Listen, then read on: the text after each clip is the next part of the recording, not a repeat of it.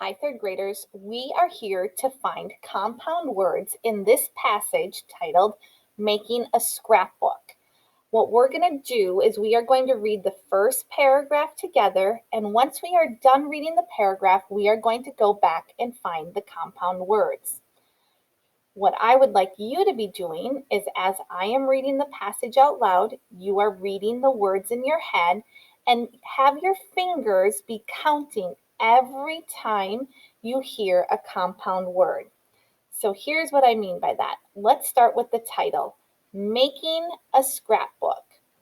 If you heard that scrapbook or know that scrapbook is a compound word, you should be holding up one finger right now. There's one compound word we found. So let's continue. A scrapbook is a book of blank pages that you fill with photos, artwork, and notes. It helps you remember special times in your life. Your scrapbook can be about many things: a trip, a holiday, a pet, your family.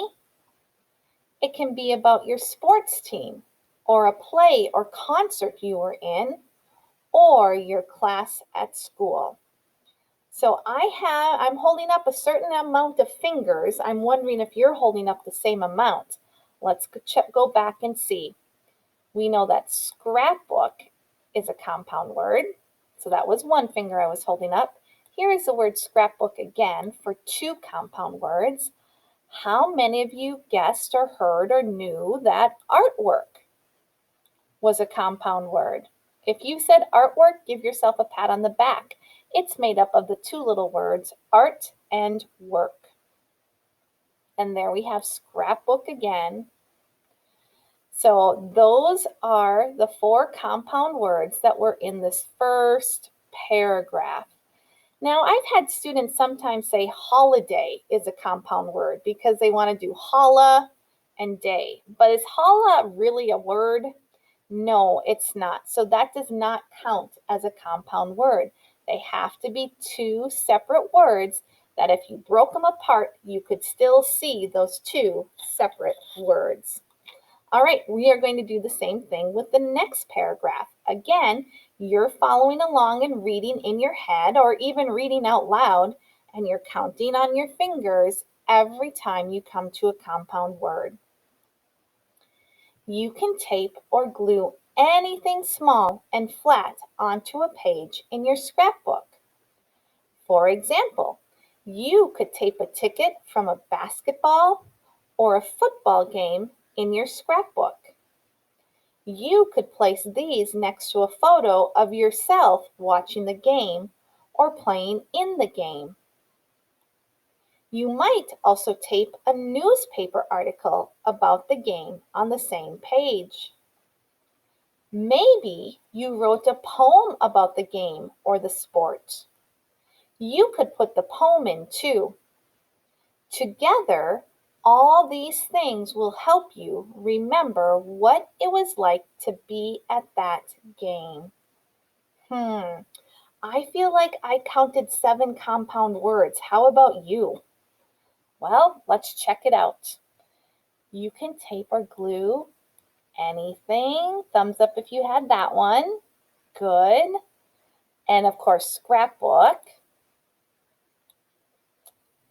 And the next one was basketball.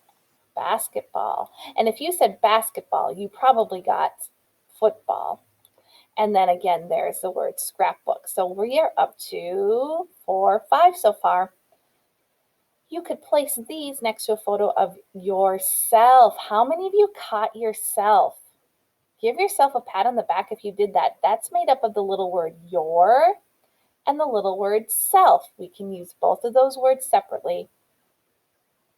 And newspaper, good job. And maybe you wrote, I'm just looking through again, checking. Some people like to say together is a compound word because if you look at it, you have the little word to, the little word get, and the little word her. but we don't say to get her, we say together. So technically that is not a compound word. And how about the word ticket? I've had some students say that ticket is a compound word because they say, yeah, because you can hear the word tick and the word et or it. And this little word, though, is not how you spell it. And really, we pronounce it ticket instead of ticket. So that is some more compound words. Nicely done, third graders.